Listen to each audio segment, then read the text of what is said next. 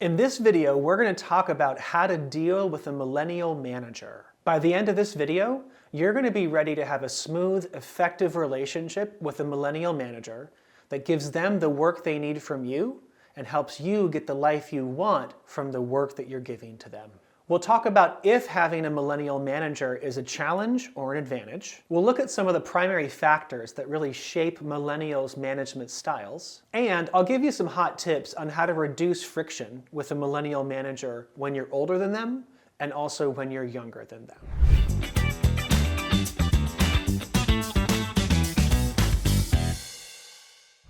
First, I want to talk about the tone of this question a little bit, because how to deal feels a little bit more negative than I think this question deserves. I think that, there's always going to be challenges depending upon personality interactions between you and a manager, and some of those might be specific to your manager being a millennial, but for the most part, every one of those challenges has a path forward.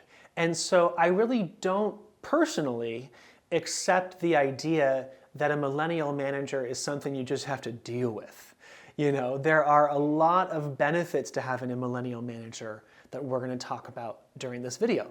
But also, even if you are having a particularly difficult time with your millennial manager, it's helpful to not assume that it's going to be difficult with that entire generation for a number of reasons, but at least for a numeric reason.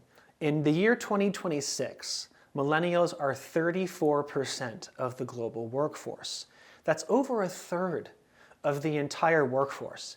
And because of the age range that millennials are in the year 2026, a lot of them are managers. So this is a size of the workforce and a size of the leadership population that is just too large to roll your eyes at and try to move beyond. They're going to be a part of our lives as leaders, and so let's talk about how you can effectively work with them. The first big key is to understand their relationship with employment. What is the millennial generation's relationship with employment about? And the nexus, the core of millennials' relationship with employment is exchange, value exchange. They need to get what they need for their life in exchange for the work that they give.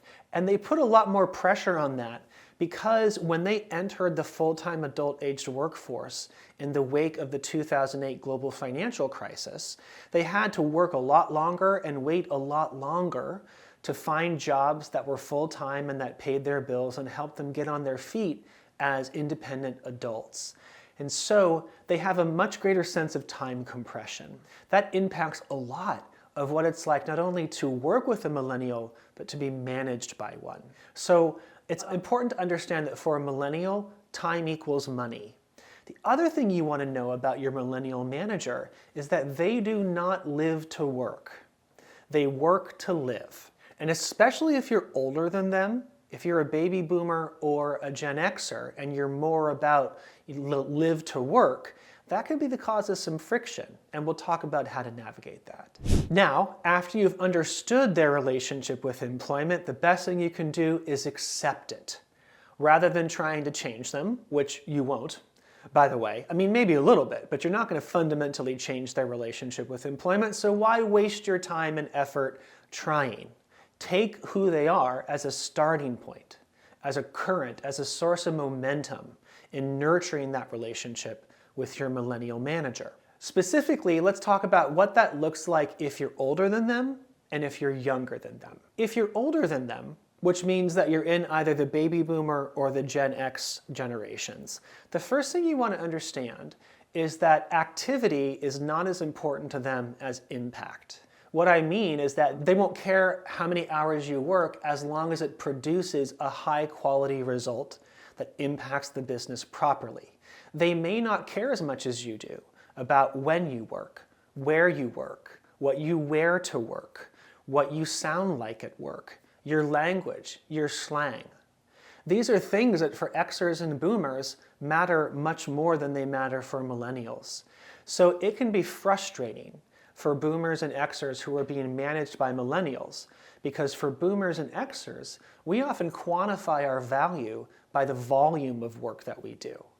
Your millennial manager probably won't care about that as much as you do. Secondly, you're probably going to want to care less about loyalty. Loyalty is especially important to baby boomers, but millennials don't have as strong a sense of loyalty at the heart of their relationship with employment. That's not to say they're not loyal. It just means it's not as much of a critical factor to them as it is to you. If you expect them to care about loyalty as much as you do, and reward it as much as you would if you were the manager, that's going to cause some frustration. Also, you need to accept the fact that they have limited power. They're most likely a middle manager, maybe a senior manager. In some companies, they might be at the C level, but no matter what level of leadership they're at, all power has limits. So yeah, they are your leader. They are advocate. You want them to help create for you the outcomes from work that you want for your life, but they have limited power in order to do that.